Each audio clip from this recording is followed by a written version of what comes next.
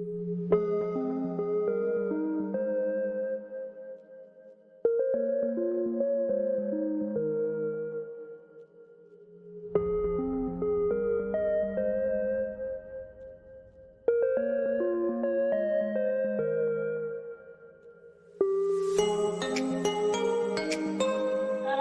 warahmatullahi wabarakatuh.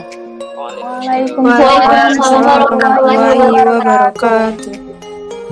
Kami dari kelompok 3 mata kuliah dasar IPA dan IPS yang beranggotakan Anissa Fitria Mulaika, Muhammad Rehan Saputra, Amalia Nur Zahwa, Ayuni Rahmadani, Nisrina Mumtaz, Isa Khadijah ingin mempresentasikan bab 3 materi IPA dasar. Baik, presentasi ini akan diawali dengan Muhammad Rehan Saputra. Raihan, silakan. Terima kasih. Baik, pertama fotosintesis. Fotosintesis adalah proses penyusunan atau pembentukan makanan dengan menggunakan energi cahaya. Bahan baku utama proses fotosintesis adalah karbon dioksida dan air. Fotosintesis berlangsung di bagian daun, namun proses ini juga terkadang terjadi di bagian lain yang mengandung klorofil. Klorofil merupakan zat warna hijau pada tumbuhan berfungsi sebagai penyerap energi cahaya matahari. Energi cahaya diubah menjadi energi kimia oleh pigmen fotosintesis yang terdapat pada membran interna atau tilakoid. Beberapa faktor yang menentukan laju fotosintesis ialah intensitas cahaya, konsentrasi karbon dioksida, suhu, kadar air, kadar fotosintat, dan tahap pertumbuhan tanaman. Reaksi dalam fotosintesis. Pertama, reaksi terang dalam fotosintesis. Proses ini untuk menghasilkan ATP dan reduksi NADPH2. Reaksi ini memerlukan molekul air. Proses diawali dengan penangkapan foton oleh pigmen sebagai antena. Di dalam daun cahaya akan diserap oleh molekul klorofil untuk dikumpulkan pada pusat-pusat reaksi. Tumbuhan memiliki dua jenis pigmen yang berfungsi aktif sebagai pusat reaksi atau fotosistem, yaitu fotosistem 2 dan fotosistem 1. Kedua fotosintesis ini akan bekerja secara simultan. Dalam fotosintesis dimulai ketika cahaya mengionisasi molekul klorofil pada fotosistem 2, membuatnya melepaskan elektron yang akan ditransfer sepanjang rantai transport elektron. Energi dari elektron ini digunakan untuk fosforilisasi yang menghasilkan ATP. Kemudian reaksi gelap dalam fotosintesis. ATP dan NADPH yang dihasilkan dalam proses fotosintesis memicu berbagai proses biokimia. Pada tumbuhan, proses biokimia yang terpicu adalah siklus Calvin yang mengikat karbon dioksida untuk membentuk ribosa dan kemudian menjadi gula seperti glukosa. Kemudian akan dilanjutkan oleh Saudara Amalia Nur Zahwa. Oke, baik, terima kasih. Selanjutnya akan menjelaskan tentang pengaruh intensitas cahaya terhadap kecepatan fotosintesis. Intensitas cahaya yang sesuai berpengaruh terhadap aktivitas fotosintesis tanaman. Pemberian naungan merupakan salah satu upaya pengaturan intensitas cahaya matahari yang sampai ke tanaman. Intensitas matahari yang optimal akan berpengaruh positif terhadap proses fotosintesis, yang pada akhirnya akan menghasilkan produktivitas yang tinggi. Selanjutnya, manfaat fotosintesis bagi tumbuhan dan makhluk lainnya. Pertama, oksigen. Oksigen yang merupakan hasil fotosintesis dikeluarkan oleh tumbuhan melalui biut daun atau stomata dan digunakan oleh manusia dan hewan pada proses pernapasan. 2. Hasil fotosintesis lainnya yaitu glukosa C6H12O6 yang merupakan zat makanan yang akan diedarkan ke seluruh tubuh melalui pembuluh tapis. Pada tumbuhan, glukosa ini digunakan untuk tumbuh berkembang biak dan sebagian disimpan sebagai timbunan makanan atau bermanfaat sebagai tempat cadangan makanan. Manfaat lainnya, fotosintesis hingga menghasilkan oksigen. Selain digunakan oleh tumbuhan, sebagian oksigen dilepaskan ke udara di lingkungan sekitarnya. Oksigen dihirup oleh manusia dan hewan pada saat bernapas. Nah, selain untuk bernapas tadi, untuk manusia dan tumbuhan bermanfaat juga untuk hewan, yaitu sebagai sumber energi untuk makanannya sehari-hari. Selanjutnya, pengertian respirasi. Respirasi adalah seluruh proses sejak pengambilan oksigen, pengeluaran karbon dioksida, sampai penggunaan energi di dalam tubuh. Sistem pernapasan terdiri atas beberapa organ yang secara fungsi saling bekerja sama untuk mengambil oksigen dan mengeluarkan karbon dioksida. Oke, penjelasan selanjutnya akan dijelaskan oleh Ayuni Rahmadani. Baik, terima kasih. Mengidentifikasi macam-macam respirasi. Respirasi dibagi menjadi dua macam. Yang pertama, respirasi aerob merupakan sebuah reaksi katabolisme yang memerlukan suasana aerobik dengan proses keberadaan oksigen sangat dibutuhkan yang menghasilkan energi dengan jumlah yang besar. Energi yang disimpan dalam bentuk kimiawi yang dikenal dengan kode ATP.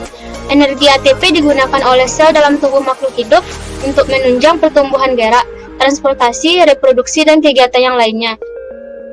Untuk lebih sederhananya, rumus aerob digambarkan secara sederhana, yaitu C6H12 plus 6O2 menghasilkan 6HCO2 plus 6H2O. Yang kedua, respirasi anaerob merupakan respirasi yang tidak memerlukan oksigen atau O2. Respirasi anaerob terjadi di bagian sitoplasma yang bertujuan mengurangi senyawa organik. Respirasi anaerob menghasilkan sejumlah energi yang lebih kecil, yaitu 2 ATP. Proses respirasi anaerob didapati pada reaksi fermentasi dan pernafasan intramolekul. Respirasi anaerob, glukosa dipecah secara tidak sempurna menjadi komponen H2O dan CO2.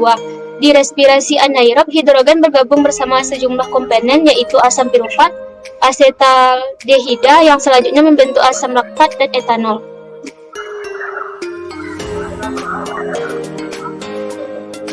Tahapan proses respirasi sel. Yang pertama, glikolisis terjadi di sitosol, diawali dengan katabolisme, yaitu pemecahan glukosa menjadi molekul pirufat dan menghasilkan energi dalam bentuk ATP dan NADH. Yang ketiga, beberapa langkah pada glikolisis dan siklus asam sitrat merupakan reaksi redoks, yaitu transfer elektron dari substrat ke NAD plus membentuk NADH. Yang keempat, NADH akan melewatkan elektron ke rantai transfer elektron. Yang kelima, sintesis ATP dari reaksi redoks dalam rantai transfer elektron disebut fosforilasi oksidatif. Yang kedua, siklus asam sitrat disebut juga siklus Krebs, terdiri dari 8 tahap. Melalui transfer aktif, pirufat pertama-tama akan diubah menjadi asetil KOA, terjadi di matriks mitokondria dan menghasilkan FADH2, NADH, ATP, dan CO2. Yang ketiga, rantai transfer elektron. Yang pertama, pelipatan membran, yaitu kristal meningkatkan luas permukaannya sebagai tempat salinan rantai transfer elektron dalam mitokondria. Yang kedua, membran dalam mitokondria terdapat banyak kompleks protein yang disebut ATP sintase atau enzim yang membentuk ATP dari ADP dan fosfat anorganik. Yang ketiga, ATP sintase merupakan pompa ion yang menggunakan energi dari gradien ion yang ada untuk memberi tenaga bagi sintesis ATP. Yang kelima, proses yang menggunakan energi dalam bentuk gradien ion hidrogen di kedua sisi membran disebut chemiosmosis. Yang terakhir dihasilkan 32-34 ATP.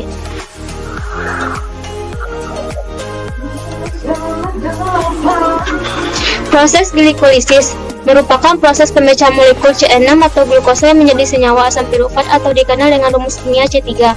Glikolisis merupakan tahap pertama dari 3 fase respirasi. Selanjutnya diikuti oleh Dower-Krebs dan pengangkutan elektron yang terjadi di mitokondria. Glikolisis mempunyai beberapa fungsi. Yang pertama, mengubah satu molekul heksosa menjadi 2 molekul asam pirufat. Yang kedua, menghasilkan NAD+ dan 2 molekul ATP. Yang ketiga, menghasilkan ATP. Yang keempat, menghasilkan glukosa 6-fosfat dan fruktosa 6-fosfat. Rangkuman bersama reaksi glikolisis adalah glukosa plus 2 NAD plus 2 ADP2 plus 2 H2PO4 menghasilkan 2 pirufat plus 2 NADH plus 2H plus 2 ATP 3 plus 2 H2O. Selanjutnya materi oleh Nisina Muntas. Siklus Krebs dalam respirasi. Siklus Krebs adalah tahapan ketiga dari serangkaian proses respirasi aerob. Pada tahap ini akan dihasilkan 2 molekul ATP, 6 molekul NADH, 2 molekul FADH2, dan 4 molekul Cl2. Untuk urutan prosesnya adalah sebagai berikut.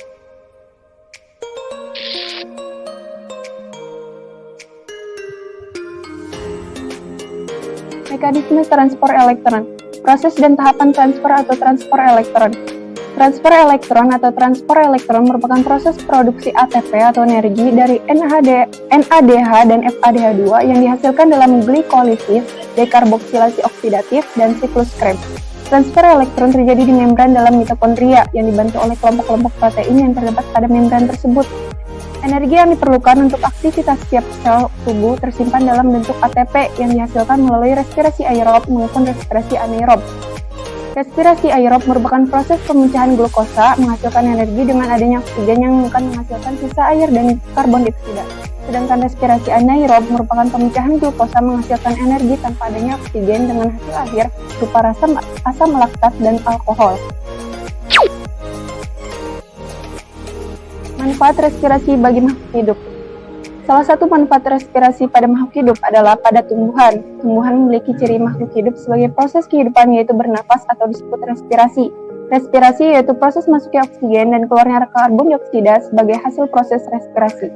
Respirasi salah satu proses metabolisme primer yang merupakan proses esensial bagi kehidupan tumbuhan. Proses respirasi mengeluarkan energi kimia adenosin trifosfat atau ATP sebagai penggerak respirasi. Respirasi terdiri dari rangkaian banyak reaksi dari komponen-komponen yang masing-masing dikatalisasi oleh enzim yang berbeda-beda.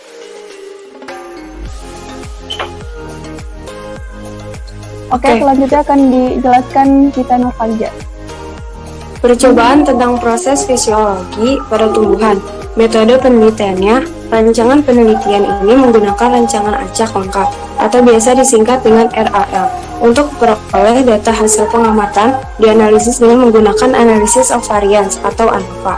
Pendekatan penelitian yang akan digunakan pada penelitian ini adalah pendekatan kuantitatif, karena semua data-data yang dikumpulkan berupa angka melalui pengukuran tinggi batang. Percobaan ini terdiri dari faktor kontrol, faktor pemberian tanda huruf setia. Di bawah ini ada tabel 1 yaitu rancangan acak lengkap. Keterangannya, PA itu pemberian 25% sekam padi plus 75% tanah. PB pemberian 25% sabut kelapa plus 75% tanah. PC pemberian 25% pasir plus 75% tanah.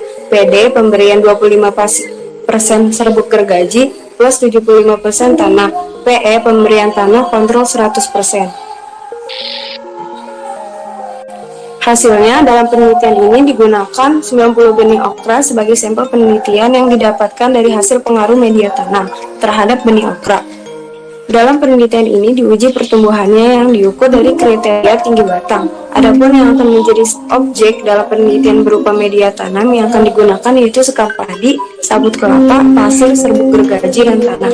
1. Tinggi batang. Dilihat perbedaannya, pertumbuhan batang tanaman okra, perlakuan PB memiliki rata-rata tinggi batang tertinggi yaitu 24,32 cm. Pada PA memiliki tinggi rata-rata yaitu 24,25 cm. Pada PC memiliki tinggi rata-rata yaitu 22,45 cm. Pada PD memiliki tinggi rata-rata yaitu 22,32 cm. Dan pada PM memiliki tinggi rata-rata yang paling rendah yaitu 20,16 cm. Berdasarkan data yang diperoleh dapat diketahui hasil uji hipotesis tinggi batang tanaman okra. Hasil uji ANOVA menunjukkan pada parameter tinggi batang nilai F hitung kurang lebih dari F table yaitu 0,59 kurang lebih dari 2,90 pada taraf non signifikan. Jadi 0,05 maka dapat disimpulkan bahwa terdapat perbedaan yang tidak nyata antara perlakuan yang diberikan. Saya kembalikan kepada moderator.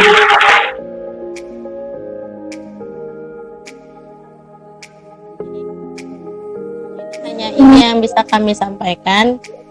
Kurang lebihnya kami mohon maaf. Jika ada yang ingin ditanyakan, bisa kalian bertanya di kolom komentar yang di bawah. Terima kasih. Wassalamualaikum warahmatullahi wabarakatuh. Waalaikumsalam warahmatullahi wabarakatuh.